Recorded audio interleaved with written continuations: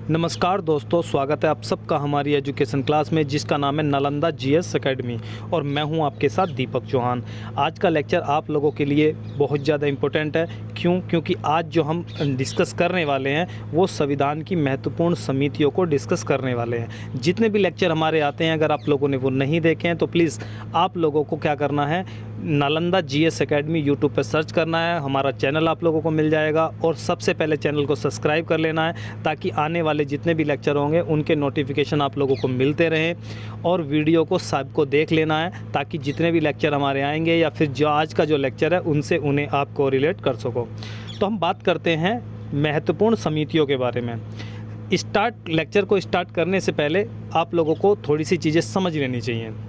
जैसे हमने अभी काफ़ी सारे लेक्चर लिए थे संविधान सभा से रिलेटेड, यानी कि हम जो बात कर रहे थे वो संविधान निर्माण की बात कर रहे थे कि जो संविधान निर्माण था वो किस प्रकार किया गया था और स्टेप बाय स्टेप चीज़ें क्या क्या हुई थी, कितने राज्य जो संविधान सभा के मेंबर कितने थे, कितनी कौन सी काउंसिल से चुनकर आए थे, कहाँ कौन सी जो राज्य के एक तरीके से प्रांतों के जो सदस्य थे वो कहाँ से आए थे। कुछ मुख्य चुनाव आयुक्त के यहाँ से आए थे, कुछ देशी रियासतें थी वहाँ से आए थे। वो सारी चीज़ें हमने डिस्कस की थी।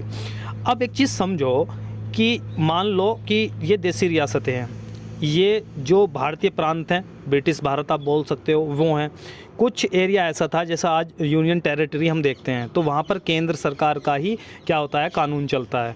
तो जो मुख्य आयुक्त थे ये डायरेक्ट केंद्र के ही इन्हें रिपोर्टिंग होती थी, उन्हीं के प्रभाव में काम करते थे। तो जब ये सीटें दी गई संविधान सभा को भरने के लिए कि संविधान सभा ये है, इसमें कुछ मेंबर चुनकर जाएंगे और ये मेंबर जाकर संविधान को बनाएंगे, ठीक है। तो अब ये जो देशी रियासतें थी उनमें क्या होंगे, राजा महाराजा होंगे। जब प्रांतों की बात करते हैं तो प्रांतों में भी आप लोग देखते हो कि जो लीडर होते हैं, ज़्यादातर मैक्सिमम नेता होते हैं, वो कानून के विशेषज्ञ या किसी भी पर्टिकुलर सब्जेक्ट के विशेषज्ञ नहीं होते हैं, वो किसी फील्ड के विशेषज्ञ ज़्यादातर नहीं होते हैं। इसलिए वो संविधान बनाएंगे कैसे जब वो किसी चीज़ के विशेषज्ञ है ही नहीं है, स्पेशलाइजेशन उनके पास किसी चीज़ का नहीं है। अब राजा ने कहा कि भाई ठीक है, ये मेरा जानने वाला है, मैं मनोनीत करके या इन्हें जो है वहाँ पर अपॉइंट कर देता हूँ, भेज देता हूँ कि हमारी देशी रियासतों से ये व्यक्ति जाएगा। अब वो किसे भेजेगा, हो सकता है अपने साले को भेज दे। और तुम्हें पता है कि जिसका बाप, जिसके रिश्तेदार कुछ ज़्यादा एक अच्छी पोस्ट पे हों तो वो ज़्यादातर नालायक निकलते ही हैं, ठीक है। क्योंकि वो सोर्स पे काम करते हैं और जिसकी सोर्स लगती है, जिसे सपोर्ट किया जाता है, वो पैरालाइज हो जाता है। जब आदमी खुद से लड़ता है, मेहनत करता है तो वो आगे बढ़ता है, उसमें क्षमता होती है। लेकिन अगर आप सपोर्ट पे चलोगे तो आप जानते हो कि आप लोग उतनी मेहनत नहीं कर पाओगे, आप सपोर्ट के सहारे ही रहते हो। तो यहाँ से कुछ लोग चुन कर गए, कुछ यहाँ से लोग चुन कर गए। तो मेरा कहने का मतलब ये है कि जितने भी संविधान सभा में लोग चुनकर गए थे या मनोनीत होकर गए थे, उनके पास किसी भी विशेष सब्जेक्ट की एक प्रॉपर नॉलेज या स्पेशलाइजेशन वो नहीं थी उनके पास में। तो वे संविधान का निर्माण करेंगे कैसे, इतनी बात आप लोगों को समझ में आ जानी चाहिए। अब चलते हैं आगे। अब आप क्या देखते हो, ये कोई डिपार्टमेंट है, कोई भी ऑर्गेनाइजेशन, चाहे प्राइवेट ऑर्गेनाइजेशन है, चाहे गवर्नमेंट ऑर्गेनाइजेशन है, कभी भी आपने देखा है कि इसकी ये चार दीवारी है, बीच में पिलर खड़े कर दिए, फिर लेंटर डाल दिया और पूरी की पूरी ऑर्गेनाइजेशन बन गई। ऑर्गेनाइजेशन ऐसे नहीं बनती है। इसमें क्या होता है कि पूरी बिल्डिंग खड़ी की जाती है और बिल्डिंग के अंदर छोटे छोटे डिपार्टमेंट बनाए जाते हैं। और ये डिपार्टमेंट इसलिए बनाए जाते हैं ताकि कार्य करने में आसानी हो, सुविधा हो। हर किसी डिपार्टमेंट की अपनी एक रिस्पॉन्सिबिलिटी हो, उत्तरदायित्व वो हो और जो ट्रांसपेरेंसी है, पारदर्शिता हो, वो काम में आ सके। आप जानते हो कि प्रत्येक डिपार्टमेंट का अपना एक एचओडी होता है, ठीक है, एचओडी होता है, उसकी अपनी एक टीम होती है। उसे कह दिया गया कि भाई ठीक है, तुझे ये वाला डिपार्टमेंट देखना ए। तो इस टीम में जितने भी मेंबर भर्ती किए जाएंगे या अपॉइंट किए जाएंगे या सिलेक्शन जिनका भी किया जाएगा, वो जो भी काम उन्हें दिया गया है उससे रिलेटेड ही उनका बैकग्राउंड होगा। अगर कोई बी डिपार्टमेंट है तो बी में जो एचओडी होगा, उसकी जो टीम होगी, वो उनका जो स्पेशलाइजेशन होगा, उनकी जो नॉलेज होगी, उनका बैकग्राउंड होगा, वो उसी सब्जेक्ट से होगा जो उन्हें काम करना है। अगर मैं एक बात करूं, इलेक्ट्रिकल का कोई डिपार्टमेंट है तो इलेक्ट्रिकल में भर्ती कौन किए जाएंगे, भाई आईटीआई इलेक्ट्रिकल से की हो या फिर बीटेक इलेक्ट्रिकल से की हो। तो कुछ भी ऐसा हो कि उनका एक बैकग्राउंड होना चाहिए, प्रॉपर नॉलेज उनके पास होनी चाहिए। लेकिन जब ये संविधान सभा में लोग गए, क्या इनके पास में संविधान बनाने की नॉलेज थी? बिल्कुल नहीं थी। अब मेरा कहने का मतलब आप लोगों को साफ समझ में आ गया होगा कि इनके पास में ऐसी कोई भी नॉलेज नहीं थी कि इन्होंने पहले कहीं का भी संविधान बनाया हो। कुछ लोग इसमें ज़रूर थे, कुछ सदस्य ऐसे ज़रूर थे जिनके पास में नॉलेज थी, अच्छी खासी उनकी एजुकेशन बैकग्राउंड जो था वो बहुत अच्छी एजुकेशन से आता था। जैसे डॉक्टर भीमराव अम्बेडकर की मैं बात करूँ, या पंडित नेहरू की बात करूँ, सरदार पटेल की बात करूँ, गांधी की बात करूँ। हालांकि गांधी इसमें जो सभा में के मेंबर नहीं थे। तो ये बहुत सारे, राजेंद्र प्रसाद हैं, एच.सी. मुखर्जी है, तो ये सच्चिदानंद सिन्हा थे। ये बहुत सारे लोग ऐसे थे जिनका बैकग्राउंड एजुकेशन के पर्पज़ से अच्छा था, लेकिन ये कानून के विशेषज्ञ उतने बड़े नहीं थे। ठीक है, तो हुआ क्या था, जब संविधान निर्माण करना है तो प्रत्येक संविधान की जब मैं बात करता हूँ, जो भी कार्य करना है, जिस भी चीज़ को हमें उसमें एंट्री देनी है, संविधान बनाना है, तो उसके पर्पज़ से कुछ लोगों की टीमें बनाई गई, कुछ लोगों की टीमें बनाई गई। और इन टीमों को क्या कहा गया, समितियाँ। और इस समिति के अंदर वही लोग रखे गए जो उस विषय के जानकार थे, अच्छे विशेषज्ञ लोग थे। तो इस प्रकार की जो समितियाँ थी वो 8 बड़ी समिति बनाई गई और छोटी 13 समिति बनाई गई थी। अब समझ में आया कि ये समितियाँ क्यों बनाई गई थी। आप लोगों का पर्पस सिर्फ रट्टा मारना नहीं है, आप लोगों को कहानी के जरिए समझाया जा रहा है कि ये चीज़ें हुई क्यों थी, इसका कारण क्या था। ठीक है, अब हम देख लेते हैं थोड़ी सी कि समितियाँ कौन कौन सी थी।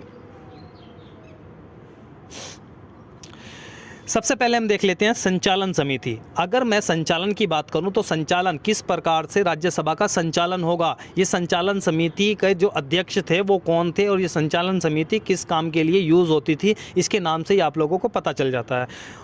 तो 2 समिति आप लोगों को याद रखनी है, संचालन समिति और प्रक्रिया नियम समिति। जो भी प्रोसेस का नियम होगा, प्रोसीजर अपनाया जाएगा, उसके जो नियम होंगे उसे बनाने वाली जो समिति होंगी वो 2 समितियां थी और इनके जो अध्यक्ष थे वो डॉक्टर राजेंद्र प्रसाद थे। आप लोग जानते हो कि जो प्रधान उस समय के राष्ट्रपति चुने गए थे वो डॉक्टर राजेंद्र प्रसाद थे, ये आप जानते हो। आप लोगों को बताना है कि राज्यसभा के जो प्रेसिडेंट थे वो डॉक्टर राजेंद्र प्रसाद थे, अध्यक्ष थे, लेकिन जो उपाध्यक्ष थे वो कितने थे और कौन कौन थे, ये कमेंट बॉक्स में आप लोगों को बताना है। तो 2 समितियां ये पूछी जाती है, ये याद रखनी है। तीसरी समिति संघ शक्ति समिति और चौथी संघीय संविधान समिति। ये दोनों और ये राज्यों के लिए समिति, ये राज्यों से समझौते के लिए बनाई गई थी। इनके जो अध्यक्ष थे वो पंडित जवाहरलाल नेहरू थे। अब याद रखना है जितनी बड़ी समिति थी उनमें 2 के जो अध्यक्ष थे वो डॉक्टर राजेंद्र प्रसाद थे, संचालन समिति और प्रक्रिया नियम समिति, संघ शक्ति समिति और संघीय संविधान समिति, और ये 5वीं जो समिति, इन तीनों जो समितियाँ थी उनके जो अध्यक्ष थे वो पंडित जवाहरलाल नेहरू थे। यानी कि 3 के पंडित जवाहरलाल नेहरू और 2 के डॉक्टर राजेंद्र प्रसाद। कितनी हो गई, 5 हो गई, अभी 3 और बची हैं।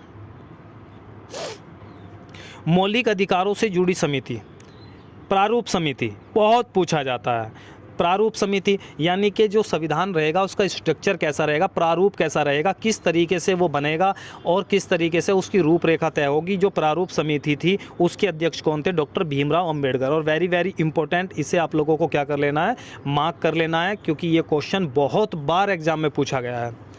7वां देख लेते हैं प्रांतीय संविधान समिति, प्रांतीय संविधान समिति। तो इसके और 8वीं समिति मौलिक अधिकारों, अल्पसंख्यकों एवं जनजातियों तथा बहिष्कृत क्षेत्रों के लिए सलाहकार समिति।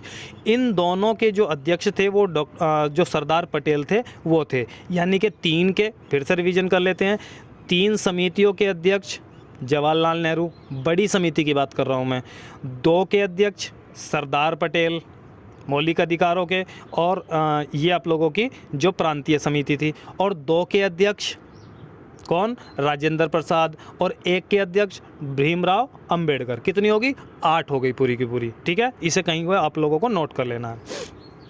अब नोट देख लेते हैं, इस समिति के अंतर्गत कुछ उप समितियां भी बनाई गई थी। कौन सी के, मौलिक अधिकारों के लिए, अल्पसंख्यकों के लिए और जनजातीय तथा बहिष्कृत क्षेत्रों के लिए जो सलाहकार समिति थी, क्योंकि इसमें काफ़ी सारे काम करने थे और जो भी जोन बनाए गए थे या फिर जो एरिया था जनजातियों का, वहाँ पर जाके एक विशेषज्ञ की ज़रूरत भी पड़ रही थी। तो अलग अलग समितियाँ इन चीज़ों के लिए बनाई गई थी। पहली समिति मौलिक अधिकारों के लिए जो उप समिति थी, उसके जो आगे अध्यक्ष थे वो जे.बी. कृपलानी थे। और जे.बी. कृपलानी कौन थे, ये आप लोगों को नीचे कमेंट बॉक्स में बताना है। अल्पसंख्यक उप समिति के जो अध्यक्ष थे वो एच.सी. मुखर्जी थे। इसके बारे में भी बताना है कि ये कौन थे, इन पे कौन सा पद इसके अलावा दिया गया था। सी की जब हम बात करते हैं, तीसरी समिति, उत्तर पूर्व सीमांत जनजातीय क्षेत्र असम को छोड़कर, ठीक है, तथा आंशिक रूप से छोड़े गए क्षेत्र के लिए उप समिति। इसके अध्यक्ष कौन थे? गोपीनाथ बरदोई। हम उत्तर पूर्व की बात कर रहे हैं, ठीक है, याद रखना, उत्तर पूर्व के जनजातीय क्षेत्रों की बात कर रहे हैं। फिर उत्तर पूर्व सीमांत जनजातीय क्षेत्र, इसका मतलब क्या हुआ? अब ये जो छोड़े हुए क्षेत्र हैं, इनका मतलब क्या, समझ लेना थोड़ा सा।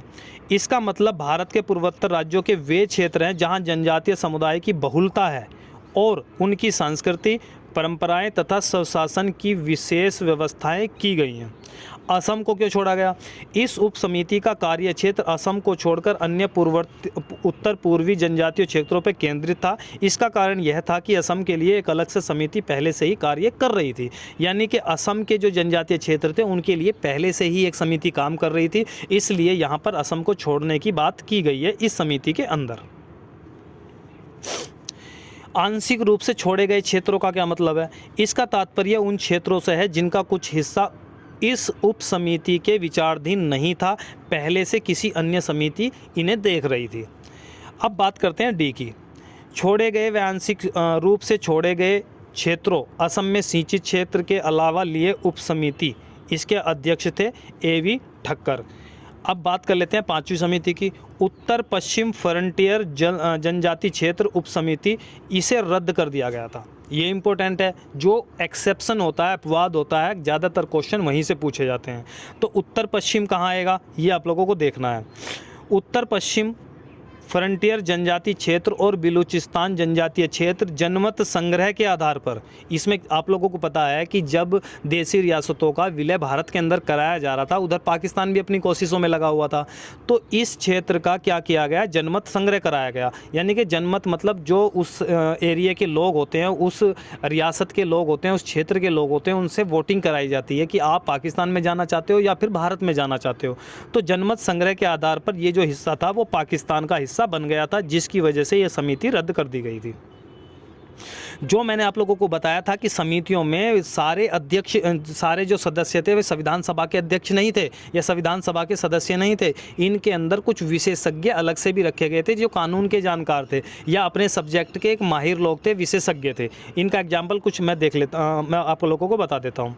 BN राव संवैधानिक सलाहकार थे, संविधान सभा के संवैधानिक सलाहकार थे। उन्होंने विभिन्न देशों के संविधानों का अध्ययन करके संविधान सभा का ड्राफ्ट तैयार करने में मार्गदर्शन दिया। वे संविधान सभा के सदस्य ही नहीं थे, जो मैंने स्टार्टिंग में बताया आप लोगों को। भाई जो फ्रेशर बंदा है वो संविधान कैसे बनाएगा? इसलिए आज भी आप देखते हो कि संविधान में, लोकसभा में आप देखते हो, राज्यसभा में आप देखते हो कि कोई भी बिल पास करने के लिए आता है, उसे बिल पास करने से पहले उसे कहाँ भेज दो? समिति के पास भेज दो। तो समिति क्या करती है, उस पर जांच पड़ताल करती है, और वे क्या होते हैं, सचिव होते हैं। जो मेंबर होते हैं वो कानून के जानकार होते हैं, वो उसमें कमियां निकालेंगे, बताएंगे कि ये देश के लिए हित में रहेगा या नहीं रहेगा। तो इसलिए समिति के पास भेजना बहुत ज़्यादा ज़रूरी होता है। लेकिन आज क्या होता है, भाई बहुमत मिल गया, ध्वनि मत से पास कर दो, देश का चाहे फिर जो होता रहे। तो ये चीज़ें थोड़ी सी ओड हो जाती हैं। तो ये सभा के सदस्य नहीं थे, लेकिन फिर भी इन्हें इसलिए रखा था क्योंकि ये कानून के जानकार थे, लेकिन उनकी कानूनी सलाह बहुत ज़्यादा महत्वपूर्ण थी।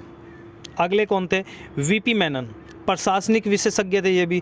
वे ब्रिटिश सरकार के वरिष्ठ अधिकारी और रियासतों के एकीकरण में सरदार पटेल के मुख्य सहयोगी थे। जैसे आप लोग देखते हो कि सरदार पटेल ने क्या किया था, जो देसी रियासतें थी, देश के एकीकरण के लिए उन्होंने बहुत बड़ा योगदान दिया। तो उन्हें एक भारत का बिस्मार्क भी कहा जाता है। अब आपके सामने यह है कि बिस्मार्क कहाँ के थे और सरदार पटेल की जो तुलना है बिस्मार्क से क्यों कही गई।